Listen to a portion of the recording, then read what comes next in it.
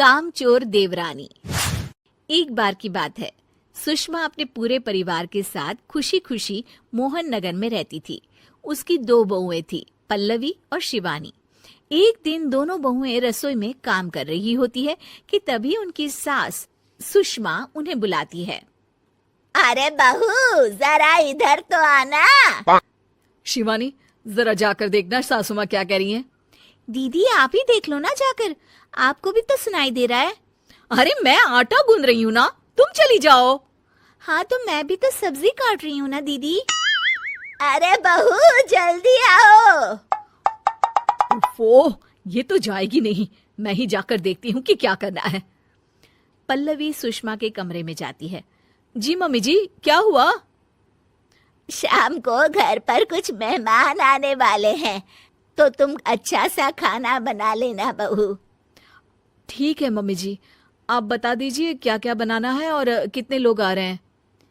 सुनील की मौसी जी और उनका पूरा परिवार आ रहा है। कुल मिलाकर 3 लोग और हमें मिलाकर हुए 9 लोग। तो अभी से ही तैयारी करना शुरू कर दो। और हाँ, घर की सफाई भी कर देना, हाँ अच्छे से। जी मम्मी जी, सब काम हो जाएगा, आप चिंता मत कीजिए। पल्लवी शिवानी को घर में मेहमान आने वाले हैं इसके बारे में बताती है। क्या 9 लोगों का खाना बनाना होगा, घर की सफाई करनी है? बाप रे, सासू माँ ने तो हमें घर की नौकरानी ही समझ कर रखा है। ऐसा नहीं बोलते शिवानी, हम इस घर की बहू हैं और घर के काम करना हमारा फर्ज है। दीदी तो है ही सासू माँ की चमची, जब देखो सासू माँ सासू माँ। मैं तो इतना सारा काम नहीं करने वाली। शिवानी कपड़े लेकर गमला साफ कर रही होती है और चक्कर आने का नाटक करने लगती है। मेरा सर चकरा रहा है। तभी वहां पल्लवी और सासू माँ जाते हैं। अरे बहू, क्या हो गया तुम्हें? मम्मी जी, बहुत तेज सर में दर्द हो रहा है। तुम एक काम करो शिवानी, आराम कर लो।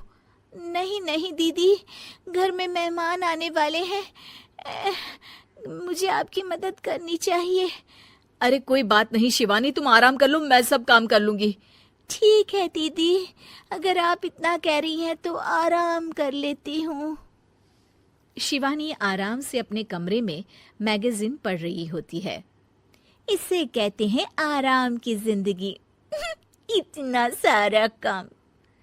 चलो सारा काम खत्म हो गया, शिवानी को देख आती हूँ। शिवानी अपने कमरे में ईयरफोन में गाने सुनते सुनते सो जाती है और उसके साइड में मैगजीन भी रखी होती है।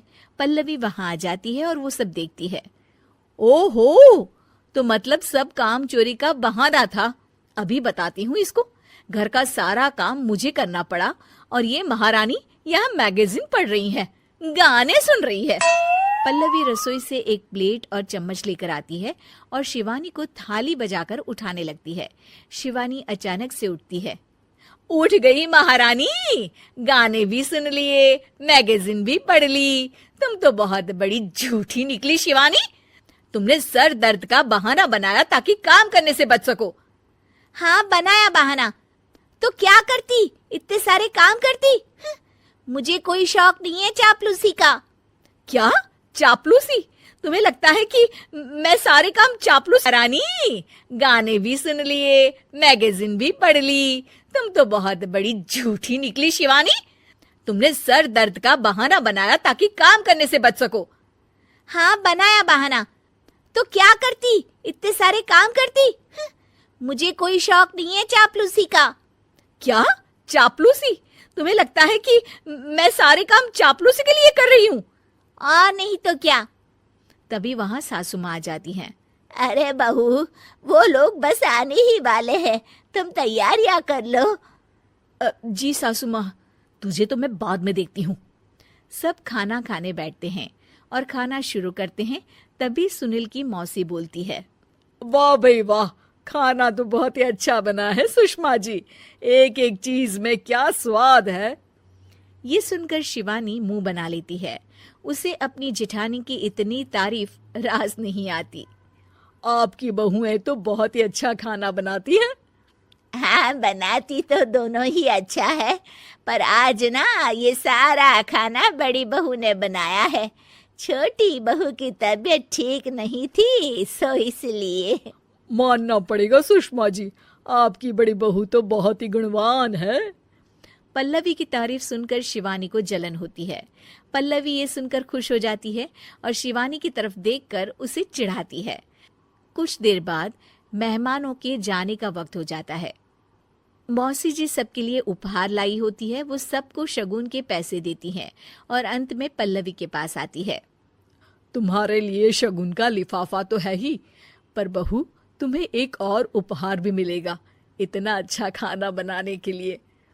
मौसी अपने सोने के कंगन निकालकर पल्लवी को पहना देती है।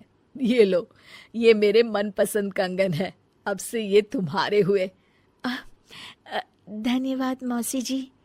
ये देखकर शिवानी तो पूरी तरह से जल जाती है और गुस्से से रसोई में चली जाती है।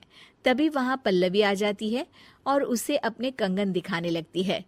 देवरानी जी, अब आपका सर दर्द ठीक तो है ना? मुझे लगता है कि अब सर दर्द शुरू हो गया होगा आपका।